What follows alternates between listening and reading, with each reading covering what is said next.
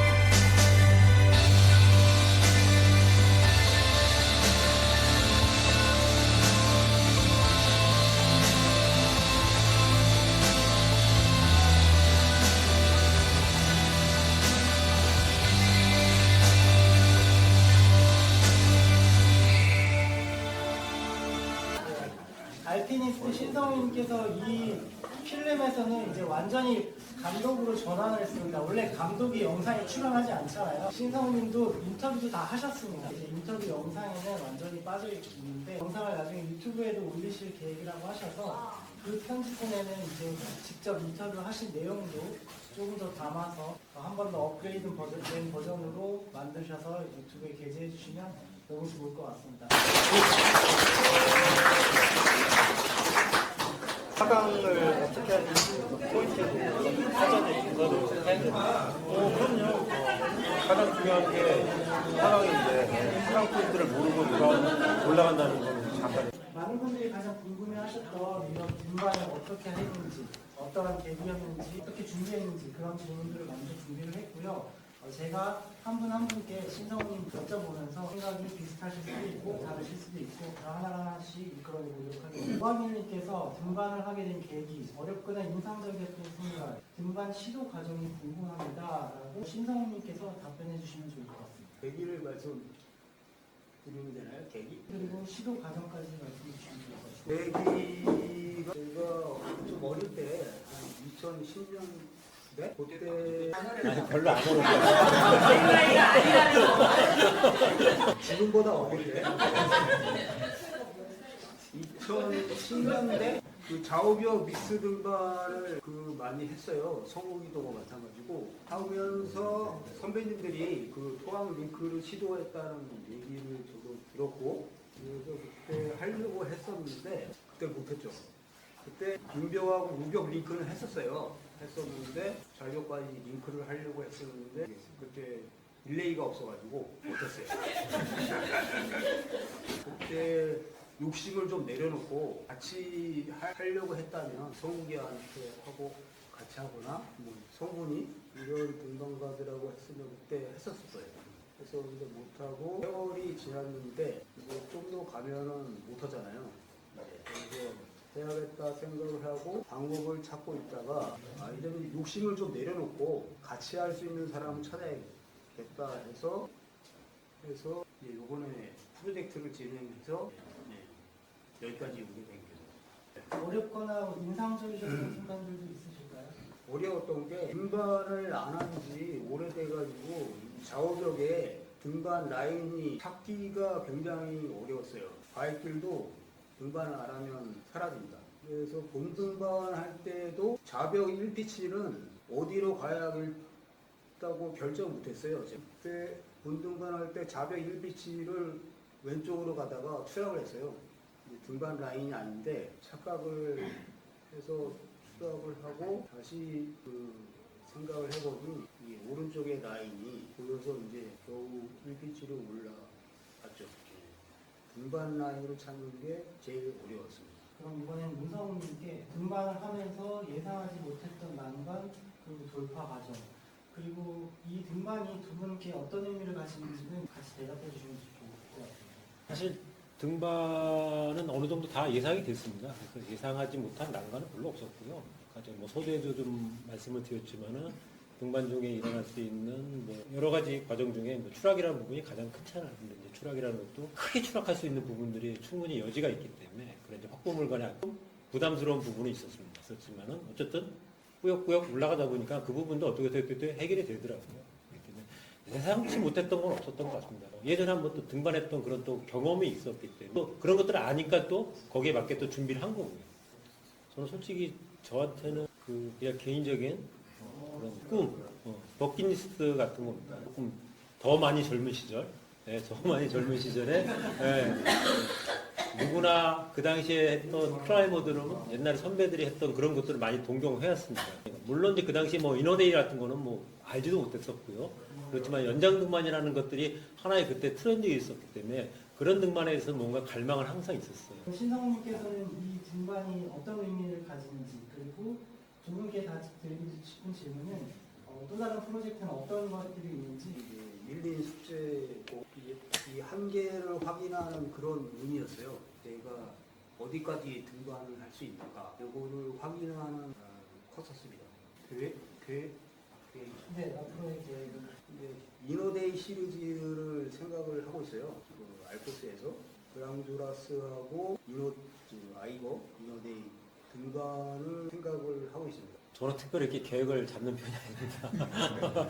물론 오래전부터 생각했던 것들이 있는데 그거를 뭐 하기 위해서 이렇게 약간은 준비하는 스타일은 아닌 것 같아요. 즉흥적으로 그때 해야겠다는 거고 이번에 뭐 TI도 마찬가지고 어렸을 때 꿈은 가지고 있었지만은 다른 등반을 더 우선적으로 생각하다 보니까는 많이 뒷전으로 좀 밀려난 상태에서 지금 이제 하게 된 건데 작년에 저 뭐 개인적으로 이제 알프스의 뭐 6대 북벽이라는 등반도 하고 왔지만은 저는 여기 선배님들한테는 죄송한 얘기지만 저도 이제 50 중반이 넘은 나이에 이런 등반 하는 게 힘들다는 얘기가 아니에요. 예. 더 나이 먹기 전에 내가 어렸을 때 생각했던 등반을 해나가겠다는 생각이 들더라고요. 그래서 작년에 그리고 올해도 마찬가지로 성훈이 형이 그런 제안을 했을 때 그게 있었지 내가 놓치고 있었구나 라는 생각이 들면서 흔쾌히 등반에 같이 응해서 한 겁니다. 뭐 꼭 계획이라고 하기에는 좀 뭐 계획일 수도 있겠지만은 근데 뭐 집에 있는 내무부 장관의 허가도 받아야 되지만은 뭐 올해 원래 뭐 알래스카를 한번 가보려고 생각을 했었는데 뭐 어쩌다 보면 못 갔어요. 그래서 내년에 다시 한번 지금 뭐 3명이 모여가지고 뭐 이렇게 서로 뭐 보증금을 내니 어쩌니 하면서 약속을 지키라고 했는데 알래스카를 한번 가지 않을까 싶기도 합니다. 확정된 건 아닙니다. 다음에는 이제 오영훈님께서 여러 가지 질문을 주셨습니다. 지금 TIAD 같은 경우에는 1980년대에 이미 되었을 것 같습니다. 복고풍 등반인가요? 아니면 50년 만에 어떤 한국 등반사의 결실입니까? 선배님들이 그 토양 링크를 시도했다는 거를 얘기는 들었습니다. 근데 이게 그때는 이너데이까지는 아니었죠. 사실. 그래서 복고풍은 아니라고 생각을 합니다. 그때보다는 확실히 우리가 등반 나아졌죠, 사실. 특히 장비가 좋아졌잖아요. 그리고 등반 수준도 그때보다는 좋아졌죠, 사실. 좋아졌죠. 그래서 저는 성장이라고 생각하고 있습니다. 네, 그 다음으로 좌우벽에 기존 등반 루트가 있는지에 대해서 문성님께 질문드리고 싶습니다. 저도 이 부분은 예전부터 되게 궁금했었어요, 사실요. 자료들이 워낙 없다 보니까는 이게 뭐 확실치 않은 다 자료들이거든요. 저도 나름 이렇게 찾아본 결과 토양 좌우벽의 암벽 루트들은 70년대 말 80년대 초에 생겨났다고 합니다. 지금 코스들이 한 3개에서 4개 정도로 있는 걸로 알고 있는데 지금 뭐 등반이 가능한 코스 같은 경우는 저희가 등반한 코스가 어떻게 보면 유일한 것 같아요. 겨울철에 하는 믹스, 혼합 등반을 하기 위해서 개척된 루트들이 아니고 암벽 등반을 하기 위해서 개척된 루트이다 보니까는 아무래도 등반의 차이가 있기 때문에 그런 데서 오는 약간의 괴리감 같은 것들이 있긴 있거든요. 아까 말씀드렸듯이 어떤 구간, 진짜 아주 뺀뺀한 구간에서는 아마 도저히 자유등반이 안 되니까는 링볼트들이 따닥따닥 있는 거 보니까는 예전에 이곳을 인공 등반을 갔다는 걸 유추해 볼 수 있는 건데 저희는 이제 그거를 요즘에 좋은 장비를 툴을 이용해 가지고 아주 손으로 잡을 수 없는 그런 홀드들을 툴로 걸면서 올라가니까 또 잘 하더라고요. 저는 개인적으로 그 루트들이 뭐 다른 루트에 비해서 뭐 월등히 좋다고 그렇게 생각하지는 않거든요. 폭포 옆에서 등반하는 것 자체가 너무나 이국적이고 좋을 것 같아요. 그런 코스를 잘 정비해가지고 여름 가을에는 암벽도 할 수 있고 그리고 그 확보물들을 이용해서 겨울에는 또 혼합 등반을 할 수 있다 그러면은 아주 좋은 우리나라의 좋은 갤런더가 되지 않을까 싶습니다. 좌우벽의 하강 루트는 어떻게 찾으셨는지 설정하셨는지 신성우님께 여쭤보고 싶습니다. 그 촬영용 그 고정 라인을 300m를 리허설 할 때 설치를 했습니다. 그래서 그 하강을 그 촬영용 그 고정 라인을 사용해서 하강을 했어요. 알파인 비걸 등반은 무엇인지 신성우님께서 대답해 주시면 좋을 것 같고, 그러한 알파인 비걸 등반을 준비하기 위해서 어떤 걸 준비해야 됩니까? 는 문성우님께서 답변 부탁드리겠습니다. 근데 그 문하고 얼음하고 바위가 있는 이제 등반 라인이죠. 거기에 1000m 정도 되는 이제 비월이라고, 알파인 비월은 보통 최소 1박은 걸리거든요. 보통 팀은 한 2박 3일 걸리죠. 그래서 비월의 TI에 있고 그 조건에 맞지 않았나 이렇게 생각을 합니다. 저는 사실 이번 등반하면서 준비한 건 하나도 없습니다. 뭐 건방지게 들릴지 모르겠지만은 늘 하던 등반이었기 때문에 사실 준비라고 할 건 없었던 것 같아요. 산악인으로서의 최종 목표가 있으십니까? 지금 산악인으로 불리는 것 자체가 조금 뭐 낯간지럽습니다. 저는 사실요. 산악인이라고 부르기 좀 그렇긴 한데, 저는 제 성향을 조금 아시는 분도 있겠지만 이렇게 그런 목표 같은 게 별로 없습니다.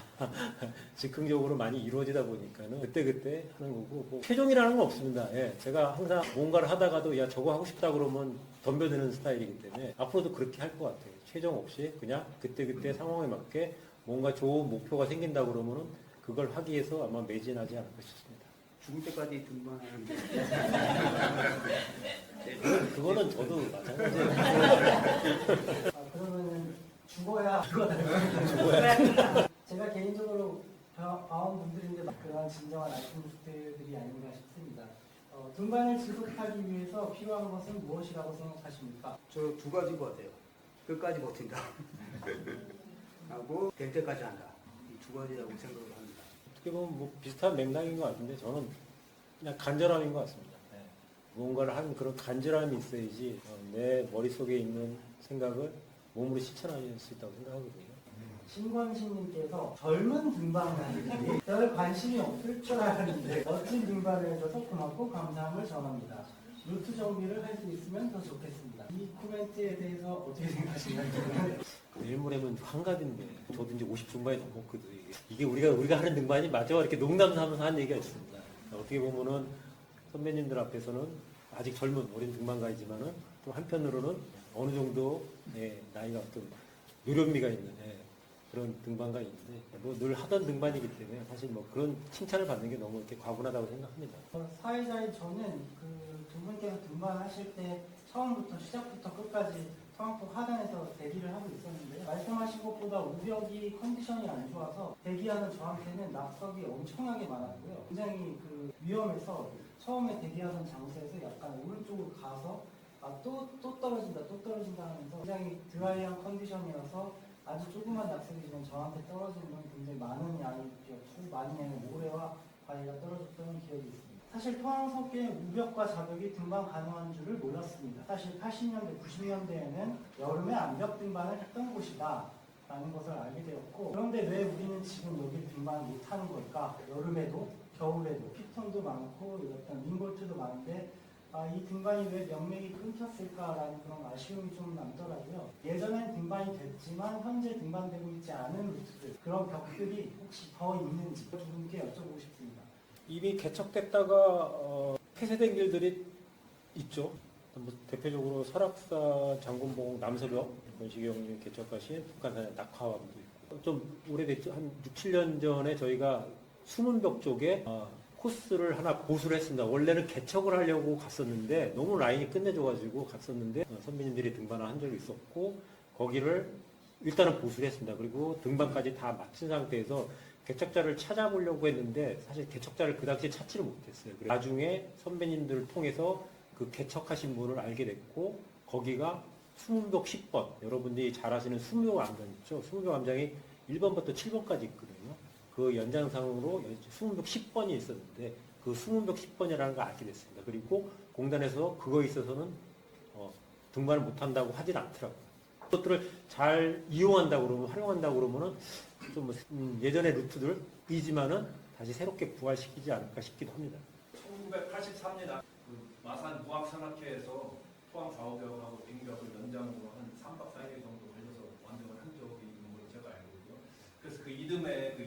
이노데이라는 그분이 단독으로 그걸 시도하려다가 문사태로 전날도 죽은 일이 있어요. 그때는 그 연장 등반은 뭐 며칠 걸려서 완성을 했는데 지금은 이노데이라는 컨셉이기 때문에 최신의 그 발전에 따른 거다라는 것을 저도 충분히 동의하는데요. 등반 시간이 12시간 걸렸잖아요. 근데 이노데이라는 거는 원래는 쭉 보통은 등반했을 때 하루 이상 걸리는 등반을 이노데이로 타이트하게 했을 만큼 이렇게 빨리 하는 거가 특별히 대단하다. 근데 이제 아까도 이제 하면은 10시간 정도면 마치겠다 이런 식으로까지 하셨으니까. 그래서 제가 궁금한 거는 이번 등반도 대단하시지만은 겨울에 이너데이 하는 거는 아까 말한 설악산 4대 등폭 말고 겨울에 이너데이 할 만한 진짜 챌린지가 되는 그런 과제가 있을지 그게 궁금하거든요.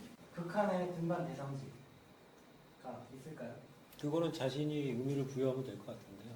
일단은 경험해본 바에 의하면 동계 등반 천하대 등반이 있는데 물론 이노데이 하는 건 쉽지 않을 것 같습니다. 그렇지만은 잘 맞는 파트너와 모든 준비들이 잘 그리고 환경 조건이라든가 잘 맞춘다고 그러면은 그것도 좀 가능하지 않을까 싶기도 하거든요. 그리고 조금 더 영역을 넓혀서 뭐 이미 한 분도 있고 그렇지만은 토항폭을 등반하고 뭐 대청봉을 넘어서 어디로 어디 해가지고 지도를 보고 내가 그림을 그려가면서도 충분히 할 수 있다고 생각합니다. 뭔가 딱 어떤 틀에 박혀가지고 어느 봉우리 정하지 말고 그런 식으로 한다 그러면은 대상지들이 나올 것 같아요. 포항 좌벽을 알프스하고 히말라야 가기 위해서 믹스 등반 한 4번, 5번을 했거든요. 그리고 우벽은 여름 시즌에 자유등반을 한 3번을 하면서 그리고 루트 대보수를 하려고 푸토라에다 요청을 해가지고 체인하고 이런 확보물을 후원을 받아가지고 그걸 다 장비 다 준비해서 가려고 최종적으로 공단에다가 요청을 이거 해도 되냐 했더니 공단에서는 거부해가지고 그때 대보수를 못한 적이 있거든요. 등반하면서 아까도 저기 피톤 같은 거 있다고 했었잖아요. 그때도 제가 라이프와켄 상단에다가 한 3개 정도 지금 박아놓고 해수를 안 하는 기억이 있거든요. 그게 저를 살려주셨군요. 대보수를 한다면 직원주라도 짐이라도 저올려서 보조해주고 싶은 생각이 있습니다. 눈 얼음이 아예 없는 상황에서 혹시 툴과 크랭크를 고집하신 이유가 있을지 궁금하거든요. 이 파인에 가서 등반하는 영상을 그때 봤거든요. 그 친구들은 당연히 추운 날씨였어요. 추운 날씨에 툴을 이용하고 암벽화를 신고 등반하는 게 있었습니다. 아마 이런 날씨면은 그게 가능하지 않을까 싶기도 해요. 그렇지만 이제 클램폰을 벗고 등반하기에는 홀바를 쓸 수 있는 부분이 사실 되게 열악합니다. 암벽화라고 그러면 제가 보면 충분히 될 것 같은데 근데 그렇다고 또 손으로 잡기에는 지속적으로 맨손으로 간다는 건 어려운 부분이 있는 것 같은데 툴과 암벽화를 이용하는 것도 사실가 받쳐준다는 조건에 하나의 방법이지 않을까 싶습니다. 요세미티에서 등반하는 그 사이먼 클라이밍 시스템으로 이렇게 구사를 한 건지 시스템으로다가 등반을 하신 건지 그리고 또 패커를 바꿔가면서 이렇게 등반을 했는데 사실 사이머라는 게 이 확보물이 이렇게 좀 튼튼하지 않으면 좀 어려운 부분이 있는데 그런 부분으로 어떻게 대처되는지. 사이멀 뭐 동시등반이라고 그러죠. 우리 동시등반을 하는 데는 여러 가지 몇 가지 뭐 그런 이제 조건들이 있습니다. 가장 첫 번째는 서로 간의 신뢰입니다. 서로를 신뢰할 수 없으면은 저는 죽어 닦기라도 못한다고 그러고 저놈이 언제 떨어질 줄 알아. 나까지 날아갈 수 있는데 그런 신뢰가 있으니까는 당연히 하는 것이고 그리고 사이먼을 하는 것은 좀 둘이 동시에 등반해도 큰 무리가 없을 거라고 생각한 부분에서는 사이먼을 또 진행했고 그래도 아무리 잘하는 사이들에도 사람이라는 게 실수를 할 수가 있기 때문에 백업이 필요합니다. 뭐 다 아시는 분도 있겠지만은 T블록이 있습니다. T블록을 중간에 걸어줘가지고 혹시라도 후등자가 추락을 하게 되면은 T블록이 잡아주는 역할을 해주기 때문에 선등자까지 같이 딸려가지는 않거든요. 그래서 특히 빈벽할 때는 뭐 200m, 120m 한 번에 올라가기 때문에 이런 것들을 중간에 한두 개 설치하면서 올라갔습니다. 사람은 늙을 수밖에 없잖아요. 신체적인 영향이 떨어질 수밖에 없는데 계속해서 발전해 나가시는 것 같은 모습이 보이는데 그런 신체적인 노화를 극복하는 게 어디까지 가능한지 요즘 얼마 전에 유행했던 단어로 재해석해서 간단하게 물어보면 저속 노화의 비결은 정신력입니까? 이게 하드웨어가 점점 성능이 떨어지죠. 세월이 지나면. 그런데 소프트웨어는 좀 더 좋아지는 것 같아요. 그러니까 하드웨어는 낮아지지만 소프트웨어가 올라가니까 우리 어릴 때는 하드웨어는 좋은데 소프트웨어가 좀 안 좋잖아요. 그래서 이게 어느 정도 이게 상세가 되는 것 같아요. 그러니까 이게 많은 경험과 그리고 작전, 이 결합이 돼가지고 어릴 때보다는 이렇게 얍삽해지는 거죠. 그래서 계속해서 이렇게 등반을 계속 밀어붙일 수 있는 것 같아요. 저는 이렇게 뭐 체력적인 부분들을 뭐 이렇게 좀 좋게 하기 위해서 따로 하는 건 사실 없습니다. 주말에 뭐 산에 가는 거긴 한데 그런 꾸준함이 있으니까는 아마 지금의 어떤 그런 피지컬을 유지하는 것 같아요. 앞으로 한국 알파인 등반이 해외에서나 국내에서나 발전하려면 어떤 비전을 가져야 하는지 좀 궁금합니다. 제 생각에는 일단 초등을 꼽을 수 있고 그다음에 앞서간 사람들보다는 등반이 업그레이드 돼야 한다고 생각을 해요. 앞서간 사람들은 1박 2일을 했다면 우리는 이제 인호데이를 해보자. 앞서간 사람들이 인호데이를 했다면 우리는 12시간 내로 줄여보자. 이런 것들 업그레이드를 해야 된다고 생각을 합니다. 그 TIG를 할 때 그 프렌치 풀이를 했어요. 근데 다음 선수들은 전 구간을 자유등반으로 올라가는 업그레이드 버전을 해야겠죠. 그리고 또 업그레이드를 해야 된다면 우벽을 올라가서 빈폭을 클라이밍 다운해서 자벽을 올라가면 업그레이드 버전이죠. 비전이라니까 너무 거창하게 들리는데 저희 등반이 지금 앞에 계신 분한테 좋은 본보기가 됐으면 더 할날수 좋은 것 같은데 좀 더 거기서 구체적으로 얘기하면 등반의 다양성을 좀 즐기셔야 되고 그리고 처음에는 물론 학습하는 단계가 필요해요. 그렇죠? 아무것도 모르는 상태에서 맨 땅에 헤딩하듯이 하기에는 너무 리스크가 크기 때문에 충분히 학습하는 그런 단계도 필요하고 뭔가 등반에 자아관이 생긴다고 그러면 아까 얘기했듯이 새로운 시도 남이 하는 거를 답습하지 말고 뭔가 새로운 시도를 하는 게 자기의 역량 강화에도 엄청 많이 도움이 될 것 같고 시야가 넓어질 수밖에 없거든요. 저희 다음 시부터 약 3시간 동안 GI 자치생활 보고에 참석해주신 여러분께 다시 한번 진심으로 감사드리고요. 다 같이 큰 박수 한번